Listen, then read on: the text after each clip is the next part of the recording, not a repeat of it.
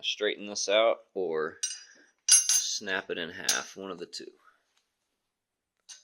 Ooh, cotton candy. What do you know? Somebody's been in here being stupid. This is what we're doing, something like this. I don't like it, it's too high. Alright, this didn't line up very good, but the great thing about making it like this is we just loosen this piece up and all of this moves. I pulled this out. I had this little like, you know, mud cap. And this one wasn't even hooked up, as you can see. It's got a bulb in there, it just wasn't hooked up. The other side works, so we're gonna do these lights. We have them right here. We need to figure out which wire does what. And then on here, we need to figure out which pin does what. Because it didn't come with any instructions. Well, first of all, fuck Yamaha for designing it like this. So, I already have that side off, but what I had to do is pull that floorboard, which was tied in with about 30 zip ties right here.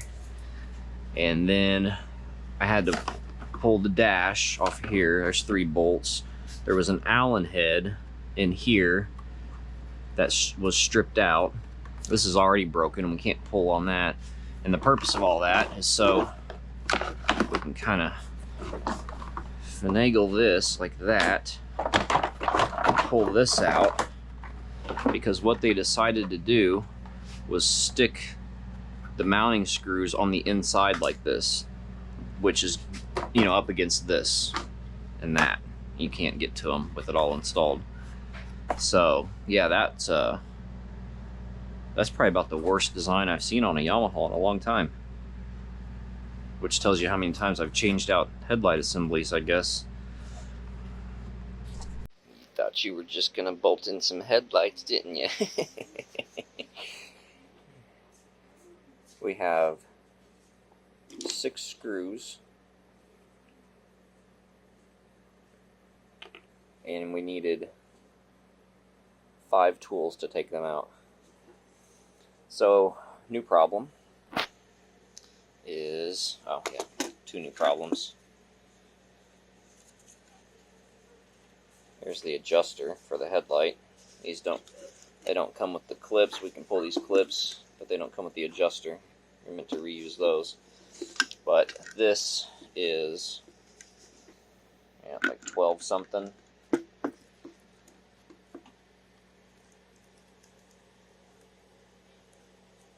$15 something. And the reason why that matters is this is like tapered. Once you get it down right there, it's like jammed in, like wedges in. It won't go back any farther. So, alright, here's how I fixed it. Heat gun. Heated it up here. Found this chunk of brass, copper, something. And it's just wide enough that we need, and then just kind of jammed that in there. And then now this little tab goes down in there like it should, because it's, when it's got the adjuster on it,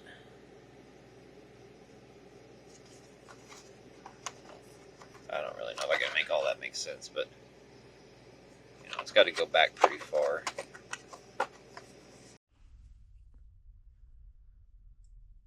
Alright, we're figuring out the pin out for this. I found this because it didn't come with any instructions, and it appears to be right. So red's ground, because why not, right? Because FU, that's why. And so then purple is our high beam. Oh, I might need to retire this one. Oh man, I'll have to crimp that back on there.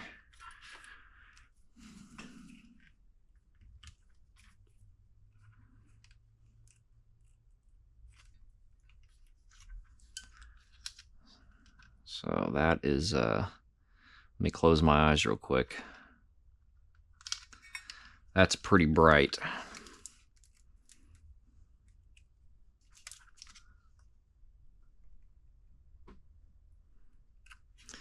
So we know that I poked those. We know yellow's high on that, black's ground, purple's high on this, red's ground. So now we know how to tap this into that. So, or not that, this.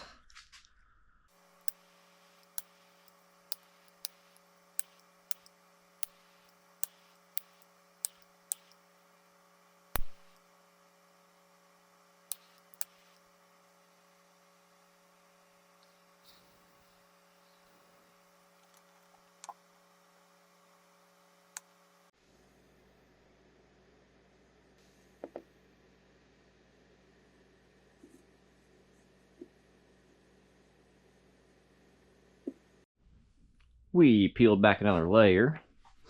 So what I'm trying to figure out is that brake light was stuck on, right? So I thought it was this because I think this pedal is too low. And if you look, see, this is like zinc plated. I think this master cylinder's been replaced. And I don't think this was adjusted right. And then this one here pulls this little guy down like that, and that's hooked to this.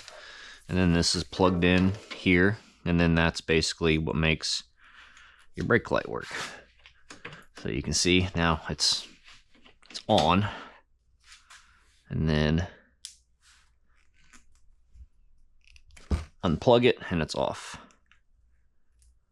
So there's one problem, but we have two handlebar switches here as well, and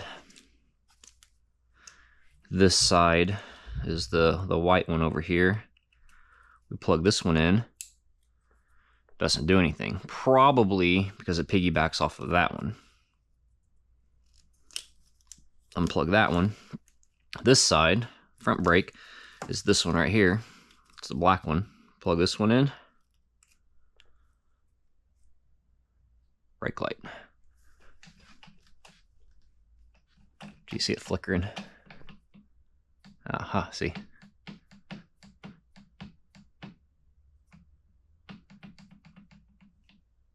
So this one might just be,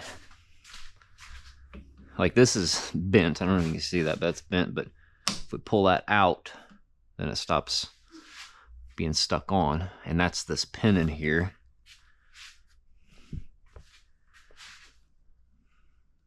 This pin. You push this pin, it basically makes it go off, and then when the pin springs out, it makes it come on. Brake light's on, and then if I push this up in there, brake light's off. So this has got a little threaded thing on it to where I might be able to get lucky and just do that with this one. Ha, look at that. Okay. All right, well, that wasn't too bad. I was expecting it to be a wiring disaster. That honestly might be the design because it's kind of flush with this. On mine, I have my floorboards chopped. I chopped a section out here, a section out here, pulled them together to fit 30-inch tires on there.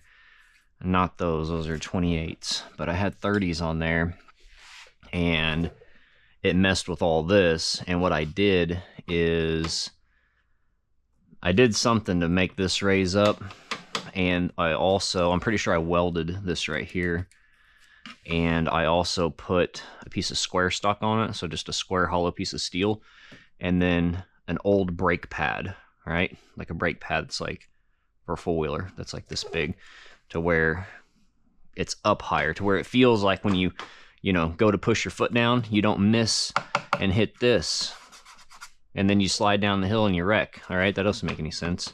So it's kind of a awkward design.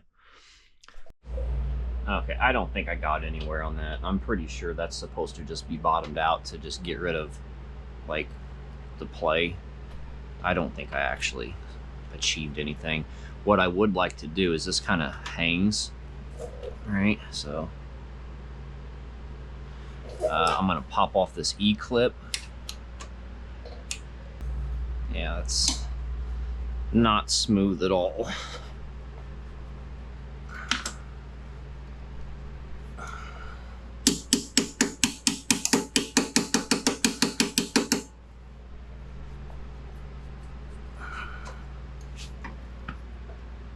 Yeah. Check that out, our new angle. I feel like it needs to be bled, but before we were flushed out with this, and then we got everything broke free, and now it actually makes sense. But yeah, we're going to try to bleed that brake for him whenever we're not like sideways. Okay, we are moving forward with the some JB weld. So the way you get these things out is underneath here is a hole, and the hole pushes on this tab on the other side that's not there, which explains why it wouldn't clip in all the way. So we are just going to slather a little JB weld around here. I think this is the start in gear. Even though it looks identical to that one, I don't think this is actually controlling the brake. I think whenever we do this, it actually is moving that foot pedal, and it's moving this. That's making the brake light work.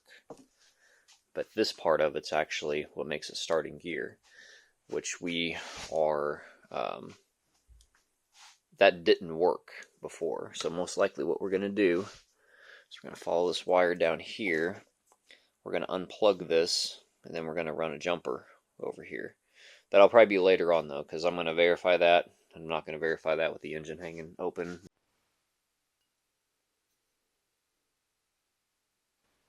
We're either going to straighten this out or snap it in half, one of the two.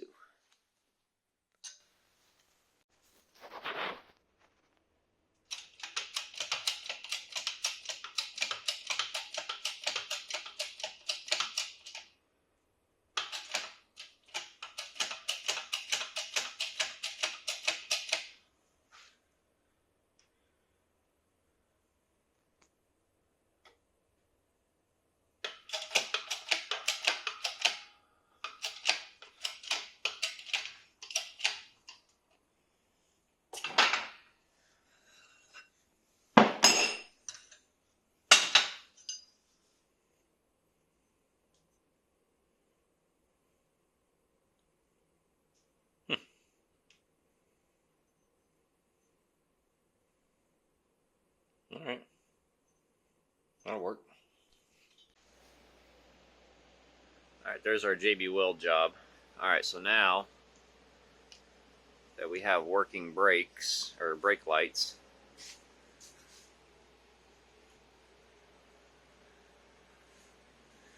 now what we can do is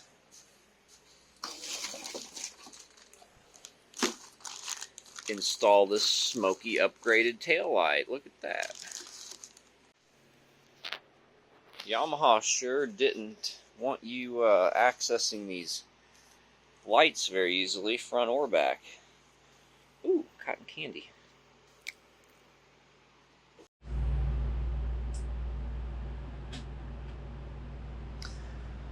Well, it works, but all these barrel connectors are loose because the Japanese ones are thicker than the Chinese ones, because everything's smaller in China, I guess.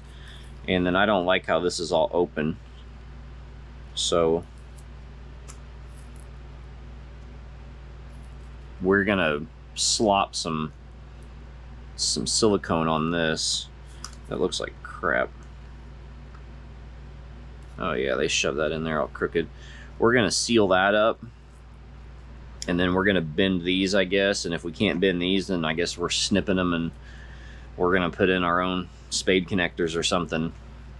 Or I mean, maybe I'll just put them crimpless butt connectors on there, because how often do you really disassemble the tail light, right? Like if you needed to disassemble it, you just snip it right here and then just solder it back up again later down the road. So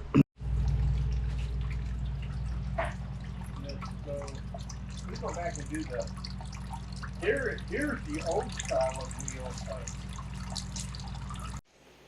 See this style of a clamp here? I was wondering if I was going to find something over here, because it had a hose clamp and it had a lump sticking out right there. And what do you know? What do you know? Somebody's been in here being stupid. Why? Why would you do that? This 100%, if somebody took that hose off and instead of putting that on there and twisting it, they were just like, whoosh. It's ridiculous. This radiator has some damage. This one's kind of ovaled out too. I mean, I don't think it's super bad or anything. I could fix some of that stuff. So, probably wondering why I'm pulling this, right? Well, that's a surprise. Surprise! This is what we're doing. Something like this. It's not going to be quite this extreme, because he's not going to snorkel it, so we'll be able to angle it a little different. But we're going to make a relocation kit. We're not going to buy them crappy ones that you can't flip it and it not destroy the radiator. I've flipped this twice. It's got a little bend to it. But we're going to beefcake this up and make him a radiator relocation. So we have expanded steel as like a protection layer, right? And then this is just some like window mesh. So it's bolted in down here. And then I always leave my winch hooked right here, which if you drive in deep mud, you'll know that you get it in mud this deep, you don't want to be shoving your hand like elbow deep in mud to try to fish that out. So you just leave it up here. It's easier to grab. And then this kind of holds this in place. It's kind of wrapped around there. So for the most part, this doesn't get muddy unless you're in reverse. And reverse slings it up. As you can see, it slings it up. And then it doesn't fall through this. It's too tight. And then even if this is totally packed, you still have this gap in here, right? And it'll suck air in from the sides and you won't overheat. And then when this dries off, you just pull this off and you pop it a bunch like that and bend it and flake it, and then you can knock all that loose. This is like revision 3 of me solving that problem, basically. But that does solve the problem. So we're going to do something very, very similar to this.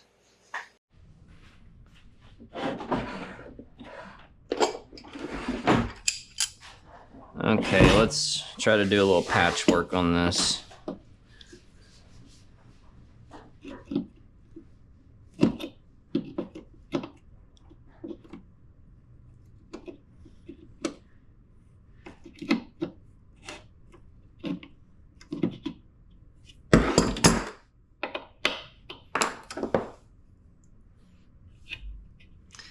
It's already got a crack in it right there.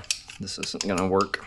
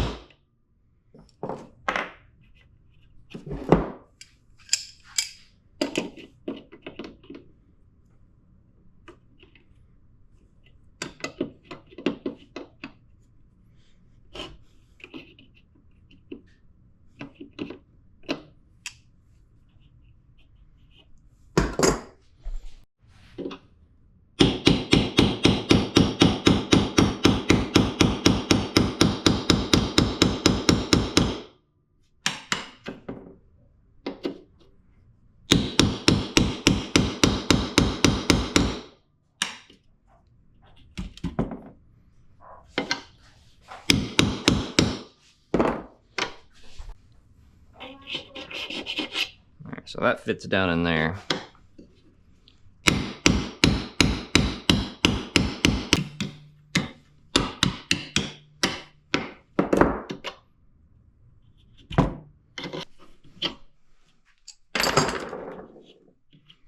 I think that's a pretty good job. I don't think we caused any extra damage. I don't know if that being caved in a little bit's from us or before.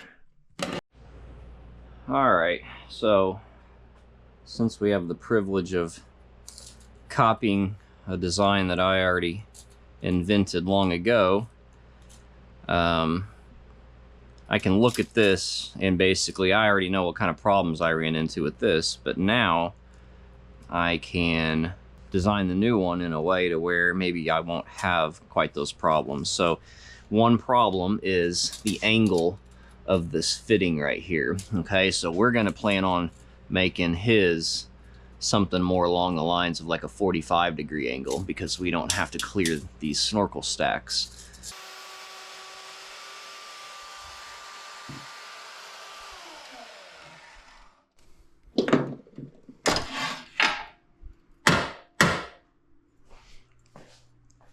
New plan. I don't have a piece of steel. That piece of steel is like an inch too short, and that matters because we have to go to the edge here. So this is the new plan. We're just going to take 2 pieces of angle iron like this, and this is probably a better idea. But we're going to end up drilling some holes in somewhere, you know, probably like right here, and then on the top side, you know, we'll be running bolts through it to clamp it down to where all this is locked together. So the purpose of this is I use this section here for like an ammo can, you know, like a waterproof ammo can that's got my keys in it, and I put my phone in it, my registration and stuff. Like I put all the stuff in one of those, and then the other one I have a little cooler, you know, for just like, you know, usually like water and some leftover food when I go out for the day. So one fits here, one fits here.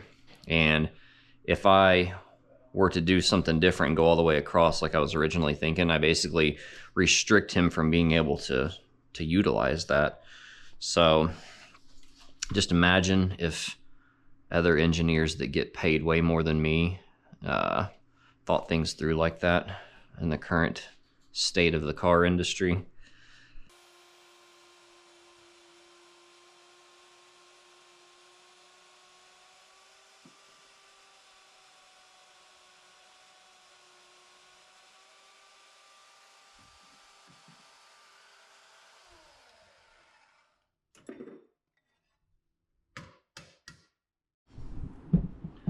Okay, I don't know exactly where I want all this stuff yet, but what I do know is I plan on basically bolting this piece to this piece on the bottom side. So what I'm going to go ahead and do is set that up to where this is like the start of the framework, and everything is going to get built off of this platform. And we're making it a platform for 2 reasons: rigidity, and we need a little bit of lift for clearance with the radiator, so things aren't just like smacking this immediately. So it'll give us a little bit more like angle to work with if we decide we want to change the angle before we actually get finished.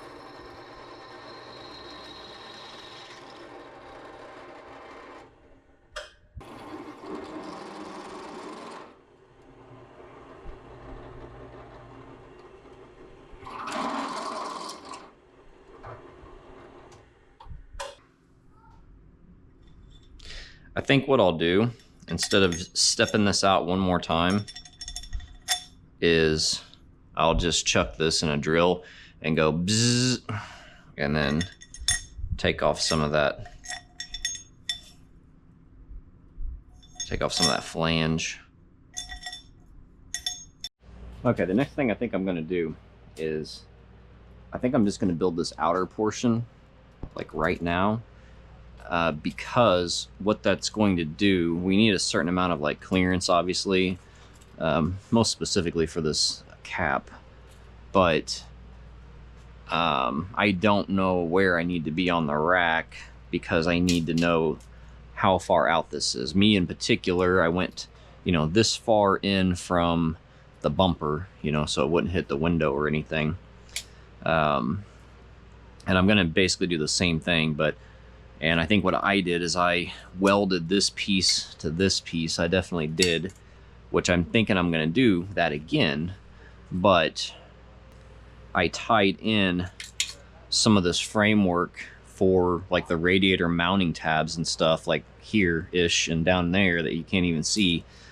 I tied that into this bottom plate here. So I think I'm going to do this right now and then see if I'm going to do it the same way, because I don't have like this piece of steel and I can't really tell what I did right down in here to tie this to that.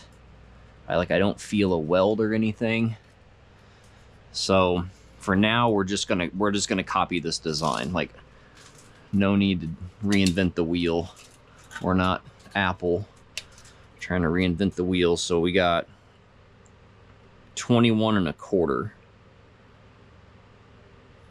21 1/4. And then this is like 14 1/8. Okay, here's our 14 whatever, and whatever the other one was. So I'm going to do this a little bit different. On mine, I have this long piece outward, and then I have a piece of angle iron like welded to it, but I think I can do that different on this one. And I'm going to do that different. That way the border of this is symmetrical. And that helps because we're going to be tapping a couple holes into this, all of this, because this is what we're going to bolt the expanded steel to. All right, here's how the outer shell turned out. Looks good. What we're doing now is figuring out how I'm going to mount these. I'm not doing it the exact same way I did it on mine. I think I could do it a more efficient way. And I think that way is going to be, this is, you know, kind of where it wants to be at. You know, it's bottomed out there. But I think I want it just, you know, up 1/2 inch or so, like that. And so I think we're just going to cut some pieces of steel, just like some flat stock, and we're going to weld them onto this bar here at a whatever angle. We're just going to put them at an angle, weld them, and then we'll smack them with the hammer to get them into place. So I'm thinking I'm going to do just like a 1.5 inch piece.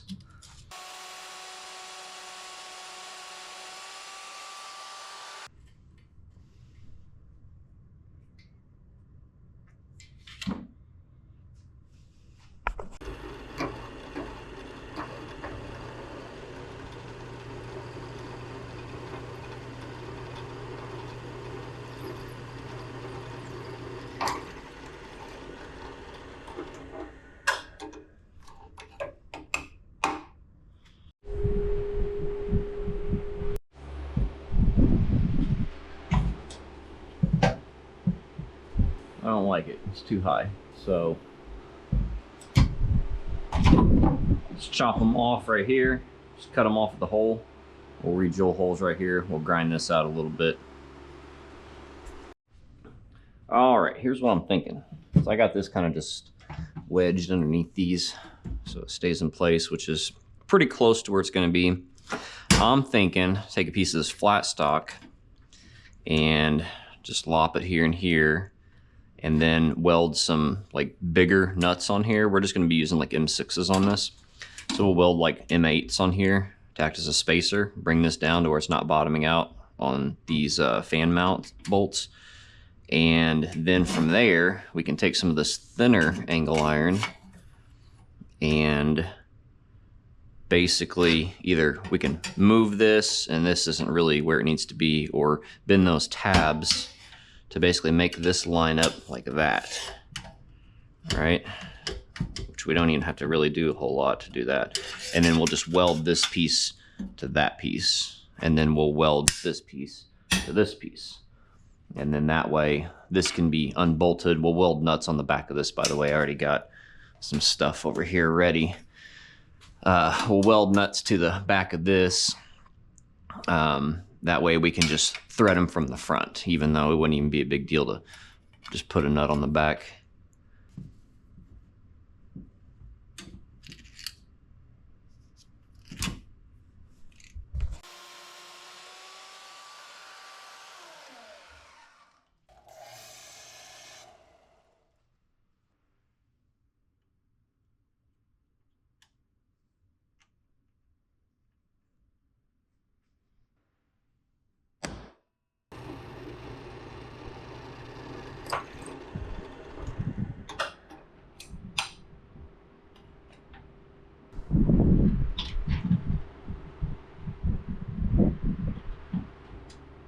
All right, here's my plan. Got M8 nut, M6 bolt. Just push that through there. Take the M6 nut, thread that on there, and now we're gonna weld this M8 nut on here and the M6 nut on here, and then back this off hopefully.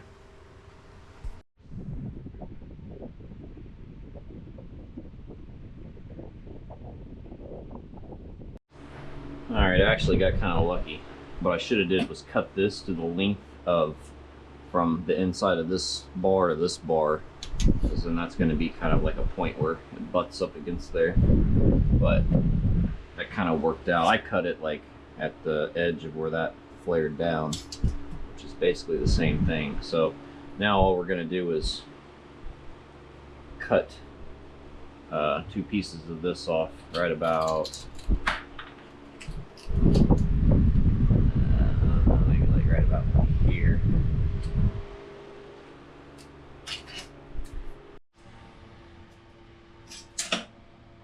All right, here is the final pieces.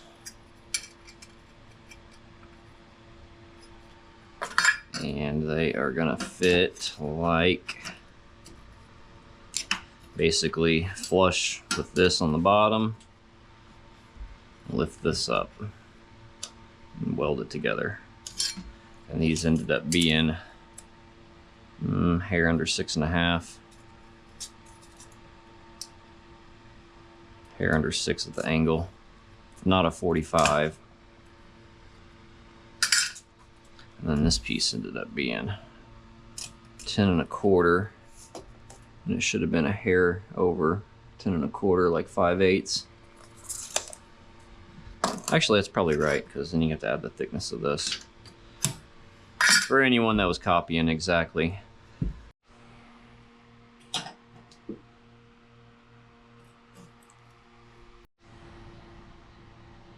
All right, quick look at just how everything is in place right now. I had shifted at some point this like all the way forward and this mostly all the way back, which is just where it needs to be.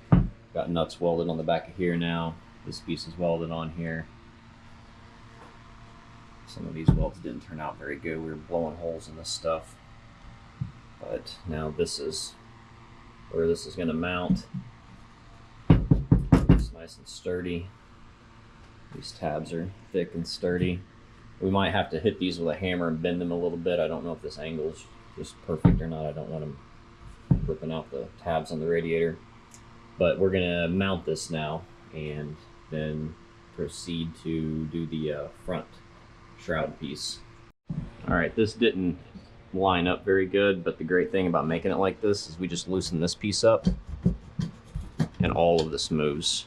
So as long as our horizontal holes are good, we can fix the vertical. And then we got a little bit of play in the bushings. So I'm trying to make sure it feels squared on this, because I measured everything from that. And then we'll run these in.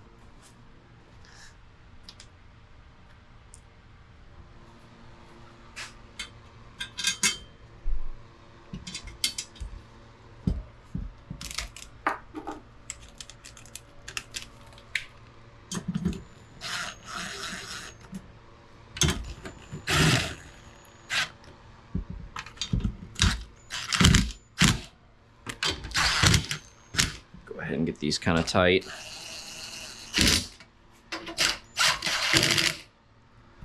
Okay, so now this is pretty much settled. Now what I can do is tip this over and tighten these back up.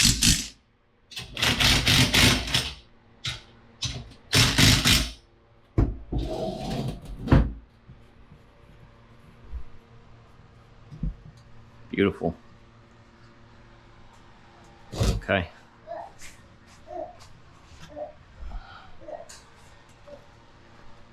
And now we get to figure out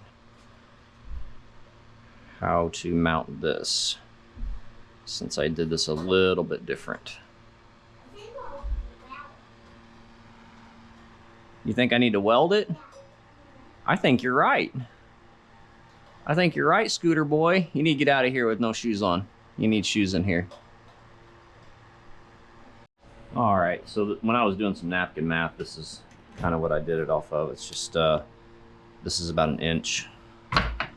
So, and this is gonna give me an idea of, am I getting in the way of this and yada yada.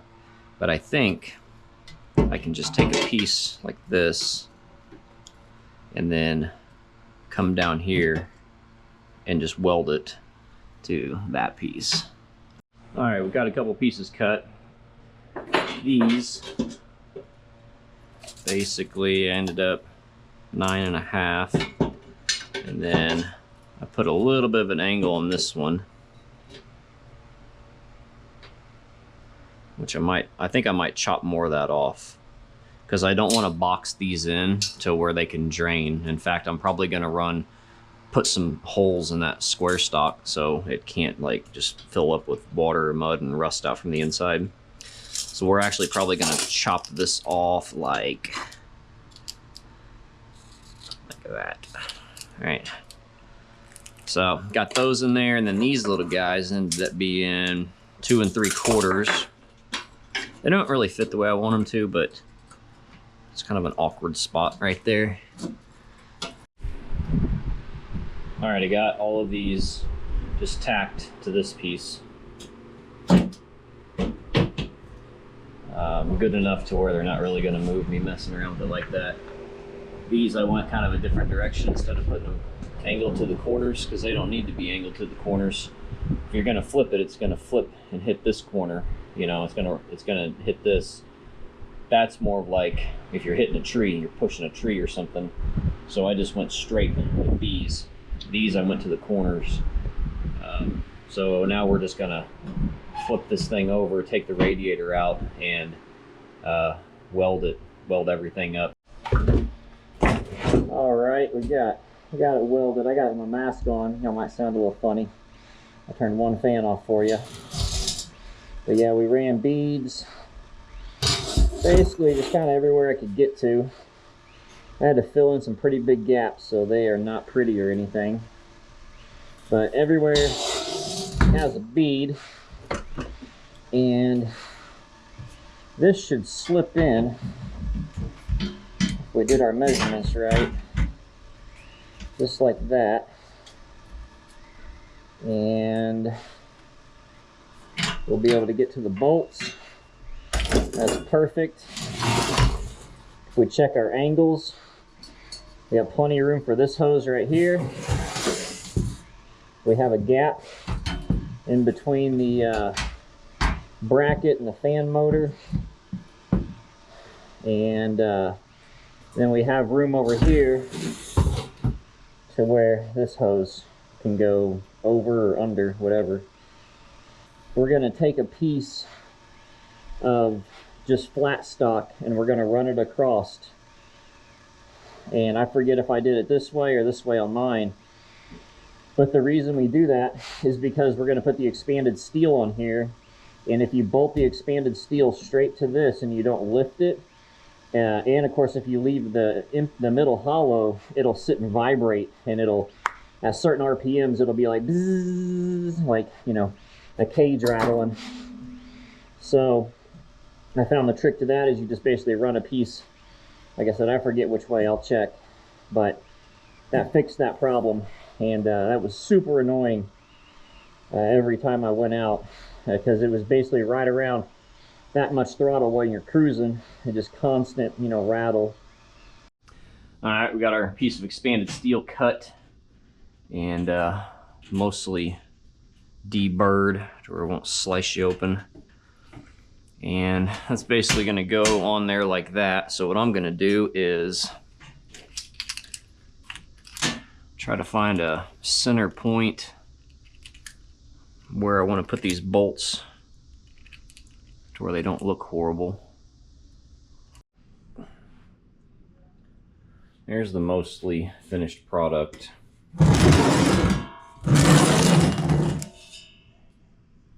We added a support right here for crush factor.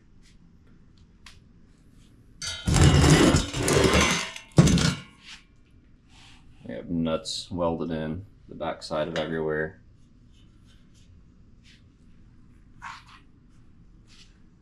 I added some welds up in here that I could actually reach after I pulled it apart.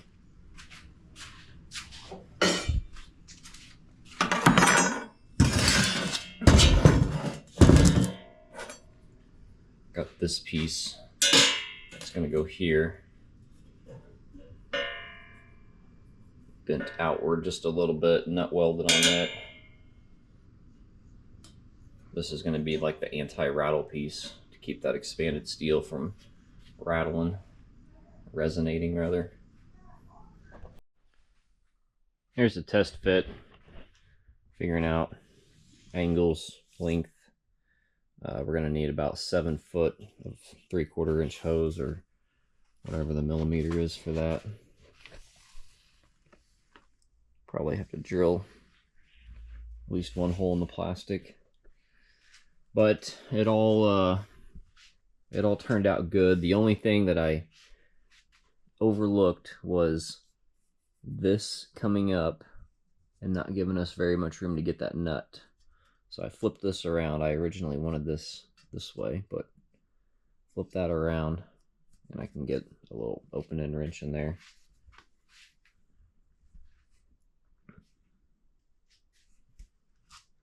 We got this bed linered